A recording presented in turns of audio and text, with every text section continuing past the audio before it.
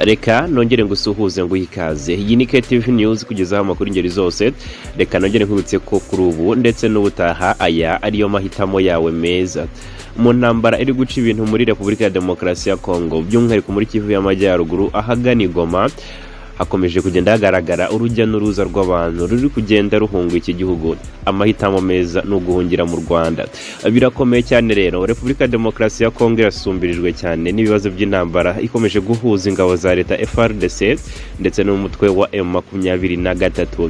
Birakomeye cyane. Repubulika ya Demokarasi ya Kongo ikomeje gushoza intambara ku nyeshyamba za M23 ndetse M23 na ikomeje kwihagararaho kigabo. Bakomeje kugenda bahatana barashaka uburenganzira bw'abanyekongo bavuga ururimi rw'ikinyarwanda. Birakomeye cyane. Rero Repubulika ya Demokarasi ya Kongo ntishaka gukozwa ibiganiro ngo n'umutwe w'inyeshyamba w'iterabwoba, ndetse nta nubwo ishaka guha agaciro uwitwa umunyekongo wese uvuga ikinyarwanda. Ibintu byahinduye isura. Rero M23 iri kurwana kandi igakubita itababarira, iri gukubita ababaza ingabo za leta FARDC. Iyi ntambara ikomeje gutuma abenshi mu banyekongo bahunga, ndetse bamwe bagera kuri 70 batangiye gusesekara mu gihugu cy'u Rwanda. N'u Rwanda rukomeje kugenda rwakiriza impunzi mu gihe ukomeje kuvuga ko u Rwanda ari rwo nyirabayazana y'umutekano muke uri mu burasirazuba bwa Repubulika ya Demokarasi ya Kongo, ngo rutera inkunga umutwe wa M23. Ni ibintu u Rwanda ruhakana rwivuye inyuma, ahubwo rugashinja Repubulika ya Demokarasi ya Kongo gukorana n'imitwe yitwaje intwaro ibarizwa mu burasirazuba bw'iki gihugu, by'umwihariko umutwe wa FDLR ugizwe ahanini n'abasize bagize uruhare runini muri jenoside yakorewe abatutsi, utibagiwe n'ababakomokaho. Kuri ubu rero amakuru atugeraho aka kanya ni updates. Abanyekongo batangiye guhungira mu Rwanda. Iyi ntambara ikomeje kugenda ituma benshi babura ubuzima, ndetse abenshi bakava mu byabo. Abaturage basaga 70 muri Repubulika ya Demokarasi ya Kongo nibo bageze mu Rwanda bahunze imirwano ihuje ingabo z'icyo gihugu FARDC ndetse n'umutwe wa M23.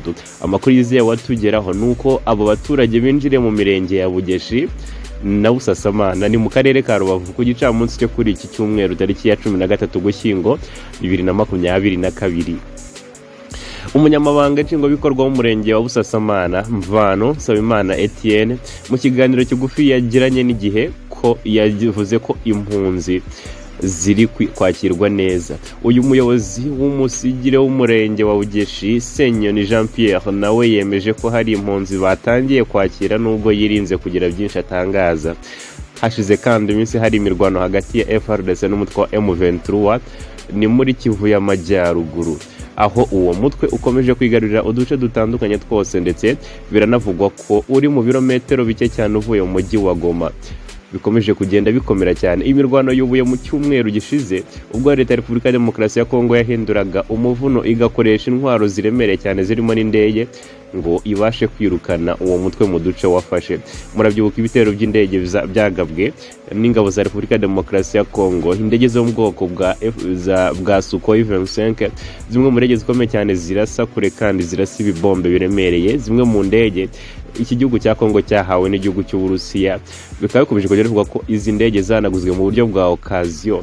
Umuryango w'Abibumbye rero utangaza ko nibura abantu basaga 200,000 aribo bamaze kuva mu byabo barimo guhunga imirwano, abahunze igihugu bakajya muri Uganda, ndetse n'abandi bahungiye mu bice bitandukanye bya Repubulika ya Demokarasi ya Kongo bigiye bitarimo intambara, ndetse bafite impungenge ko mu minota mike cyangwa se umunsi ku munsi ntabwo bagoheka, ngo bafite ubwoba bw'uko naho intambara yahabasanga, kuko iyi ntambara ngo ni simusiga. Ndetse n'abandi benshi bakeneye ubutabazi bwihuta, kuko abenshi bakomeje kugenda babura n'ubuzima. Birakomeye cyane. Rero iyi ntambara ikomeje guca ibintu muri Repubulika ya Demokarasi ya Kongo, ikomeje gutuma abantu benshi bibaza ikigiye gukurikira.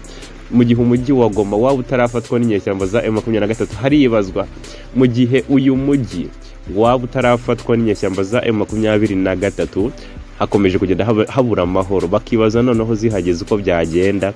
Bikomeje kugenda bitangaza benshi hirya no hino ku mbuga nkoranyambaga uburyo izi ndwanyi zirwana hasi hejuru kandi ntizitsindwe na gato. Amakuru akomeza tubwira ko FDLR na Mai Mai bakomeje gufatanya cyane n'ingabo za leta FARDC, ariko ngo nta kiragerwaho.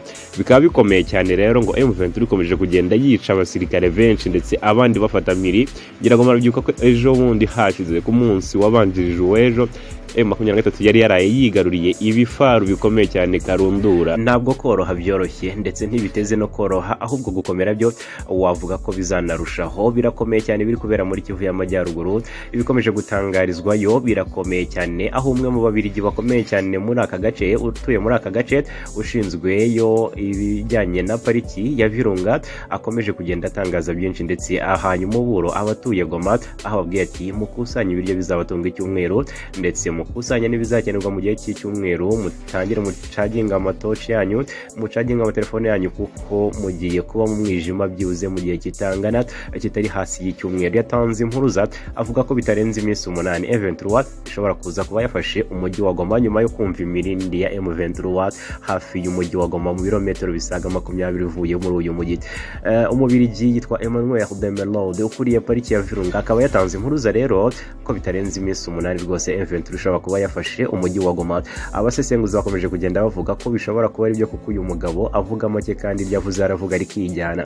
Emmanuel de Merode ukuriye ikigo cya ICCN gicunga pariki ya Virunga akaba yasabye abatuye umujyi wa Goma bose kugura amatoshi ndetse no kubika ibiryo bizabatunga mu gihe byibuze cy'icyumweru. Muri iyi mpuruza bwana Emmanuel de Merode yagize ati nk'uko mubizi ibintu birakomeye cyane kandi byarushijeho kuba bibi uyu munsi kuwa gatandatu. Imirwano irabera mu Kibumba ndetse hari amakuru avuga ko Kibumba yaramaze gufatwa n'umwanzi. Uyu mubirigi kandi yakomeje asaba abatuye Goma kugura amatoshi yo kuzifashisha mu gihe cy'umwijima, bitegura ko hari igihe uyu mujyi waba uri mu icuraburindi ukabura umuriro. Asoza kandi yasabye buri muturage gushyira telefone ye hafi mu rwego rwo kwihutisha itumanaho mu gihe uyu mujyi uzaba ugizweho n'ibyago. Abasesenguzi mu bya politike kandi bakomeza kugenda bavuga ko amakuru yatanzwe n'uyu mugabo atari ayo gukerenswa cyane, ko ari umwe mu bavuga ari kijyana muri Kivu y'Amajyaruguru kandi akaba n'umufatanyabikorwa wa FARDC ndetse n'urwego rw'ubutasi rwa ANR. Emmanuel de Merode ni umuyobozi w'ikigo cya ICCN, mu magambo arambuye Institut Congolais pour la Conservation de la Nature. Iki kigo kandi cyahawe gucunga pariki ya Virunga n'iya Kahuzi Biega iherereye muri Kivu y'Amajyaruguru. Kuva aho intambara M23 n'ingabo za leta yongeye kubura, ICCN yabaye umufatanyabikorwa w'imena mu gufasha ingabo za leta FARDC iziha ibyo kurya ndetse n'ibikoresho, ndetse kenshi mu mirwano yagiye iba ihanganishije FARDC na M23 bivuga ko abarinzi ba pariki bagiye bagaragara benshi ndetse kandi henshi barwana ku ruhande rwa FARDC. Emmanuel de Merode ni muntu ki? Ni icyo wakwibaza.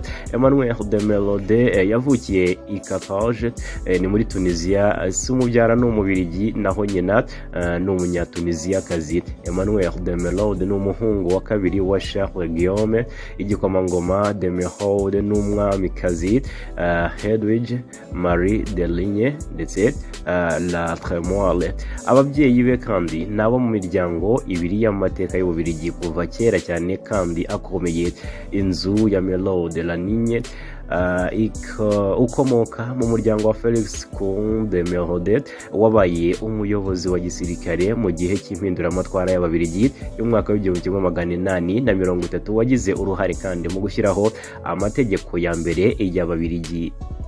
Ni mu gihe igihugu cya Repubulika ya Demokarasi ya Kongo gisumbirijwe cyane n'ibibazo by'intambara, Perezida Tshisekedi akaba yagize atya agafata abakeka ko baba bakorana n'u Rwanda.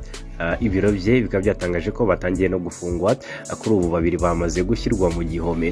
Perezida wa Repubulika ya Demokarasi ya Kongo Felix Antoine Tshisekedi akaba yatanze itegeko ryo gufunga abakozi babiri bakora mu biro bye abashinja kugambana n'u Rwanda. Abafunzwe ni Didier Baitopla ushinzwe umutekano w'imbere mu gihugu muri Perezidansi n'umuyobozi wa gahunda za Perezida Freddy Kangudia. Ibi bitangazamakuru byandika muri Repubulika ya Demokarasi ya Kongo kandi byavuze ko aba bakozi ba Perezidansi bafungiwe muri gereza nkuru ya Makala i Kinshasa. Hari amakuru kandi avuga ko Claude Ibalanki wari uhagarariye itsinda rya leta ya Kinshasa mu biganiro bya Nairobi nawe amaze igihe afunzwe n'inzego z'umutekano zimukoraho iperereza. Didier Baitopala na Freddy Kangudia bivugwa ko bafungiwe gusuzugura gahunda z'akazi no kuba batanga amakuru ku nzego z'ubutasi z'u Rwanda. Aba kandi ngo bashinjwa kumena amabanga akomeye y'igihugu ubwo bashyiraga hanze ifoto ya Perezida Tshisekedi aganira n'intumwa yari ikomeye cyane yaturutse mu gihugu cy'u Burundi.